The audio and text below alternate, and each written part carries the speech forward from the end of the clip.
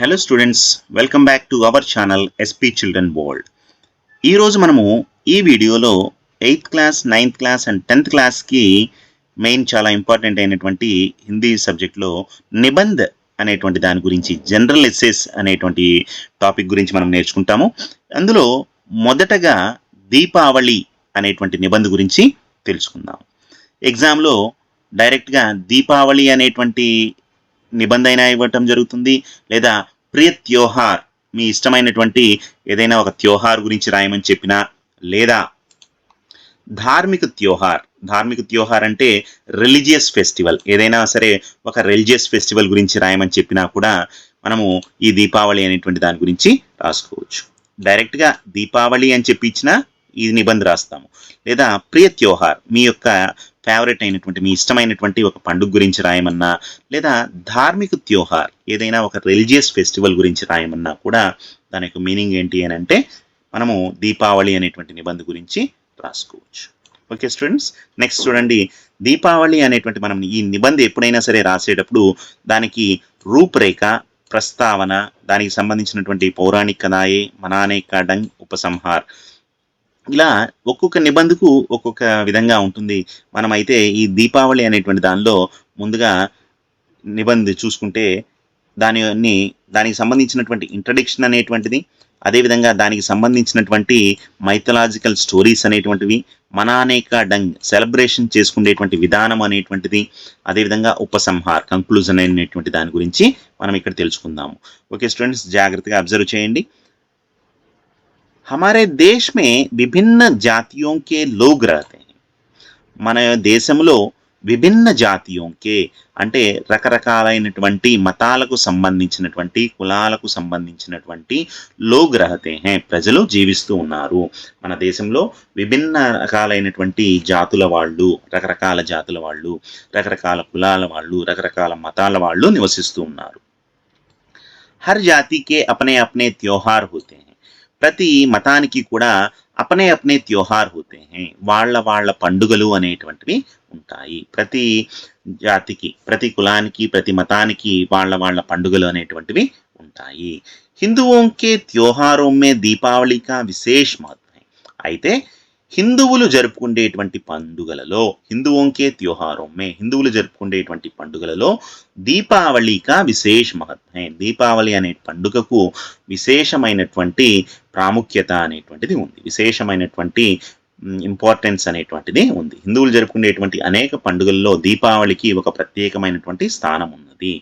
Deepavali Ashwin mass కి అమావాస్య కే దిన్ మనాయి జాతి హై. ఈ దీపావళి పండుగ అనేటువంటిది ఆశ్విన్ మాస్ అంటే ఆశ్వయుజ మాసంలో ఎప్పుడంట, అమావాస్యకే దిన్, అమావాస్య రోజున, మనాయి జాతి హై, మనాయి జానా అంటే సెలబ్రేట్ చేసుకుంటారు. దీపావళి పండుగ అనేటువంటిది ఆశ్విన్ మాస్, ఆశ్వయుజ మాసంలో అమావాస్యకే దిన్, అమావాస్య రోజున మనాయి జాతి హై, జరుపుకుంటారు.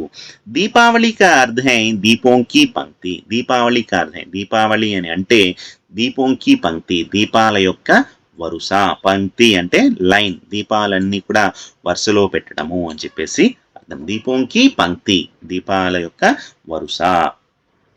నెక్స్ట్ पैराग्राफ చూడండి.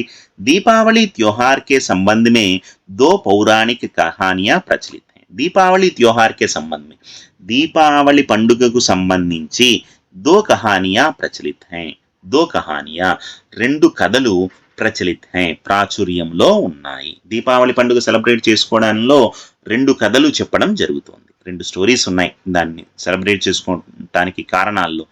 इसी दिन श्री राम दुष्ट राक्षस रावण का वध करके सीता समेत अयोध्या लौटे थे.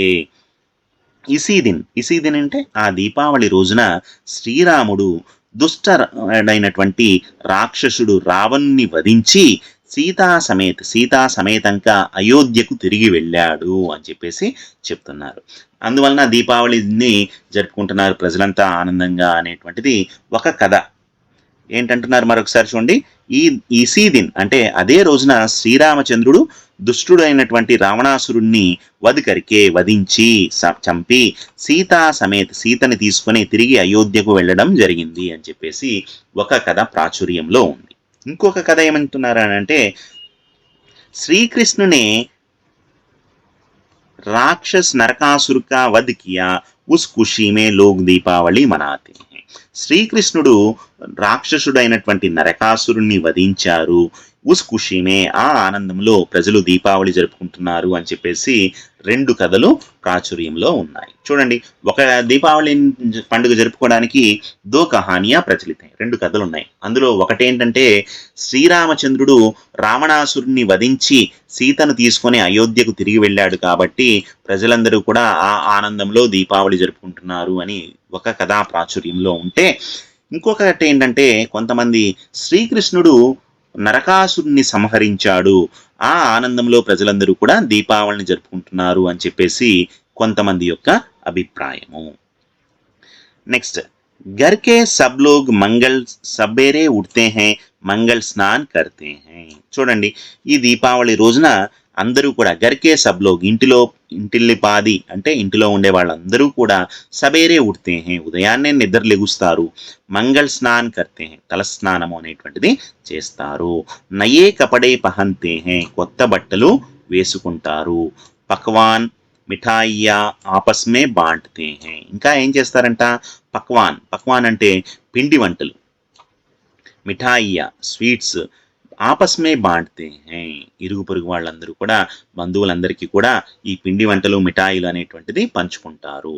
రాత్ కో దీప్ లగాతే హై రాత్రికి ఏం చేస్తారు, దీప్ లగాతే హై దీపాలు వెలిగిస్తారు, పటాకే తదా ఆతిష్బాజీ జలాతే హై ఇంకా ఏం చేస్తారంట, దీపావళి రోజున రాత్రి దీపాలు వెలిగిస్తారు, అదేవిధంగా పటాకే తదా ఆతిష్బాజీ అంటే క్రాకర్స్ ఏవైతే ఉన్నాయో, అదేవిధంగా పువ్వులతో వచ్చేటువంటి వెలుగులు వచ్చేటువంటి క్రాకర్స్ ఏవైతే ఉన్నాయో వాటిని కాలుస్తారు. దీపోं के प्रकाश में अमावस्या की रात भी पूर्णिमा जैसी लगती है. దీపోं के प्रकाश में ఈ యొక్క దీపాల వెలుగులో అమావాస్యకి రాత్ ఈ అమావాస్య యొక్క రాత్రి కూడా పూర్ణిమ జైసీ లగుతీ హై పౌర్ణమిలాగా మనకు కనిపిస్తూ ఉంటుంది. దీపావళి రోజు అమావాస్య రోజైనా సరే ఆ రోజు దీపాల వెలుగులో పౌర్ణమిలాగా మనకు కనిపిస్తూ ఉంది. వ్యాపారి లోగ్ ధన్ కీ దేవి లక్ష్మీకి పూజ కర్తే హై ఇంకా ఏం చేస్తారంట, వ్యాపారస్తులు వ్యాపారి లోగ్ అంటే బిజినెస్ పీపుల్ ఎవరైతే ఉన్నారో వాళ్ళందరూ కూడా ధనాన్ని ఇచ్చేటువంటి దేవి ఎవరు, లక్ష్మీదేవికి పూజ అనేటువంటిది ప్రత్యేకంగా పూజ అనేటువంటిది చేస్తారు. ఎవరు, వ్యాపారిలో వ్యాపారస్తులు ఎవరైతే ఉన్నారో వాళ్ళు ధనలక్ష్మీదేవికి పూజ అనేటువంటిది చేస్తారు.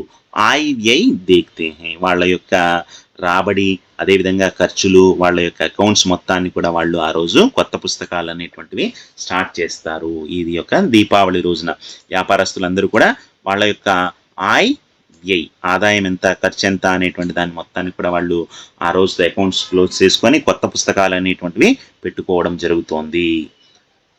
నెక్స్ట్ చూడండి, దీపావళి హమారే జీవన్ మే నయీ ఖుషియా లాతీ హై. చూడండి, దీపావళి హమారే జీవన్ మే నయీ ప్రకాష్ లాతీ హై. దీపావళి హమారే జీవన్ మే మన యొక్క జీవితంలో కొత్త వెలుగును తీసుకొస్తుంది. దీపావళి పండుగ మన యొక్క జీవితంలో కొత్త వెలుగులను తీసుకొని వస్తుంది. हमारे आसपास के वातावरण को शुद्ध और पवित्र बनाती हैं. हमारे आसपास के वातावरण को మన చుట్టుపక్కల ఉండేటువంటి వాతావరణాన్ని మొత్తాన్ని కూడా శుద్ధంగా పవిత్రంగా చేస్తూ ఉంది. ఎందుకని అంటే ఈ దీపావళి రోజున మనం దీపాలు వెలిగించడం వలన ఆ క్రిమి కీటకాలు ఏవైతే ఉన్నాయో ఇవన్నీ కూడా చనిపోతాయి. దీనివలన వాతావరణం అంతా కూడా పరిశుభ్రంగా అవుతుంది, పవిత్రంగా అవుతుంది అని చెప్పేసి చెప్తున్నారు. యహ్ హమే భాయిచారే సహయోగ్ సుఖ్ ఔర్ శాంతి కా సందేశ్ దేతీ హై. ఈ పండుగ అనేటువంటిది మనకు భాయిచారే అంటే సోదర భావాన్ని పెంపొందిస్తుంది. అదేవిధంగా సహయోగ్ ఒకళ్ళకొకళ్ళు సహాయం చేసుకోవాలి, కోఆపరేషన్ చేసుకోవాలి అనేటువంటిది. సుఖ్ ఔర్ శాంతి సుఖాన్ని, ఆనందాన్ని మరియు శాంతిని తీసుకొని వచ్చేటువంటి సందేశాన్ని మనకు ఇవ్వడం జరుగుతుంది. ప్రతి పండుగ కూడా మనకు ఏదో ఒక సందేశం అనేటువంటిది ఇస్తూ ఉంటుంది. అదేవిధంగా ఈ దీపావళి పండుగ అనేటువంటిది సోదర భావాన్ని, ఒకరికొకరు సహాయం చేసుకునేటువంటి గుణాన్ని, ఆనందాన్ని, ప్రశాంతతను తీసుకుని వచ్చేటువంటి సందేశాన్ని మనకు ఇది కల్పిస్తుంది. और एक नया संदेश देती हैं सत्य की जीत और असत्य की हार एक न एक दिन అవశ్య होती हैं. ఇంకా ఈ దీపావళి పండుగ మనకి ఏమని సందేశాన్ని ఇస్తుందంటే తప్పకుండా సత్యకి జీత్, సత్యం అనేటువంటిది ఎప్పటికైనా సరే గెలుస్తుంది. అసత్యకి హార్ హోతీ హై, అసత్యం అనేటువంటిది ఓడిపోతుంది. ఏక్ న ఏక్ దిన్ అవశ్య హోతీ హై, ఏదో ఒక రోజు తప్పకుండా నిజాయితీ అనేటువంటిది గెలుస్తుంది, అదేవిధంగా అసత్యం అనేటువంటిది ఓడిపోతుంది అనేటువంటి సందేశాన్ని మనకు ఇక్కడ ఇవ్వడం జరుగుతోంది. ఈ దీపావళి పండుగ అనేటువంటిది మనకు తీసుకొస్తుంది. యా ప్రకాష్ కా పర్వ హై, ఇది వెలుగుల పండుగ. ప్రకాష్ కా పర్వ హై, దీపావళి అనేటువంటిది వెలుగుల పండుగ. ఆనంద్ కా త్యోహార్ హై, ఇది ఆనందాల యొక్క పండుగ, ఇది ఆనందాన్ని తీసుకొస్తుంది. యా స్వచ్ఛతా కా త్యోహార్ హై, ఇది మనకు చాలా స్వచ్ఛమైనటువంటి పండుగ. ఇది దీపావళి గురించి మనము ఇక్కడ తెలుసుకున్నాము. దీపావళి అనేటువంటిది ఎప్పుడు సెలబ్రేట్ చేసుకుంటాము అని అంటే ఆశ్వేజ మాసంలో అమావాస్య రోజున జరుపుకుంటామని చెప్తున్నారు. దీపావళి సంబంధించినటువంటి కథలు ఏవైతే ఉన్నాయో అవి ప్రాచుర్యంలో ఉన్నాయి. అదేవిధంగా దీపావళి రోజున ఏం చేస్తారు అనేటువంటి దాని గురించి, అదేవిధంగా దీపావళి అనే పండుగ మనకి ఏం సందేశాన్ని ఇస్తుంది అనేటువంటి దాని గురించి మనం ఇక్కడ తెలుసుకున్నాము. సో స్టూడెంట్స్, ఈ దీపావళి ఫెస్టివల్ ఏదైతే ఉందో ప్రియ త్యోహార్, ధార్మిక త్యోహార్ అని ఇచ్చినా సరే దీన్ని మనం జాగ్రత్తగా మనం నేర్చుకొని దీన్ని అందరూ కూడా ఫాలో అవ్వండి. దీన్ని నోట్స్ ప్రిపేర్ చేసుకోండి, జాగ్రత్తగా దీన్ని నేర్చుకోండి. ఇది మనకి ఎగ్జామ్లో చాలా ఇంపార్టెంట్ అయినటువంటిది. పబ్లిక్ ఎగ్జామ్లో 10th క్లాస్లో కానీ చాలాసార్లు ఇవ్వడం జరిగింది. 9th క్లాస్లో కూడా SA1 SA2 ఎగ్జామ్స్ కూడా ఈ పండుగ అనేటువంటిది ఇవ్వడం జరిగింది. దీపావళి అనేటువంటిది చాలా ముఖ్యమైనటువంటి నిబంధ్. సో ఈ నిబంధ్ అనేటువంటిది హాలిడేస్లో అందరూ కూడా కంప్లీట్ చేసేసుకోండి. ఓకే స్టూడెంట్స్, ధన్యవాదాలు సభీకో.